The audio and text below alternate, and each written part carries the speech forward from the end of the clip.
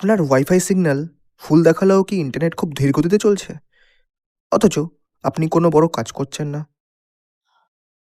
তাহলে খুব সম্ভব কেউ আপনার ওয়াইফাই ব্যবহার করছে আপনার অজান্তেই।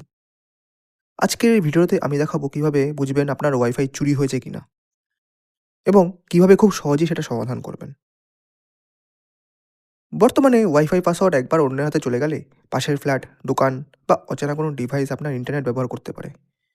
এর ফলে যা হয়, ইন্টারনেট স্পিড কমে যায়, ডেটা দ্রুত শেষ হয়, আপনার অফলাইন নিরাপত্তা ঝুঁকির মধ্যে পড়ে। লক্ষণ কি? প্রথম লক্ষণ, আপনার এই একই ইন্টারনেট ব্যবহার করছেন, তবু স্পিড অস্বাভাবিকভাবে ধীর।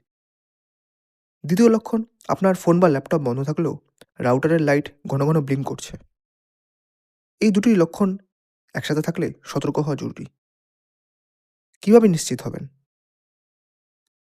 রাউটারের সেটিংসে ঢুকে কানেক্টেড ডিভাইস বা ডিভাইস লিস্ট অপশনটি চুজ করুন।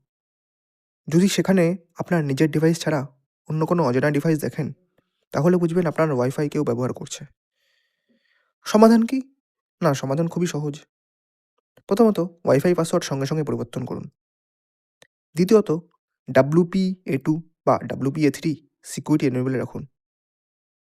তৃতীয়ত, রাউটারে অ্যাডমিন পাসওয়ার্ড আলাদা করে সেট করুন। এই ৩ টে কাজ করলেই আপনার ওয়াইফাই অনেক বেশি নিরাপদ হয়ে যায়। এই ভিডিওটা যদি আপনার কাজে লাগে, তাহলে অবশ্যই লাইক দিন। কমেন্ট করে জানান আপনার ওয়াইফাই স্পিড কেমন। আর এমন দরকারি টিপস পেতে চ্যানেলটা সাবস্ক্রাইব করে পাশে থাকুন। দেখা হচ্ছে পরের ভিডিওতে।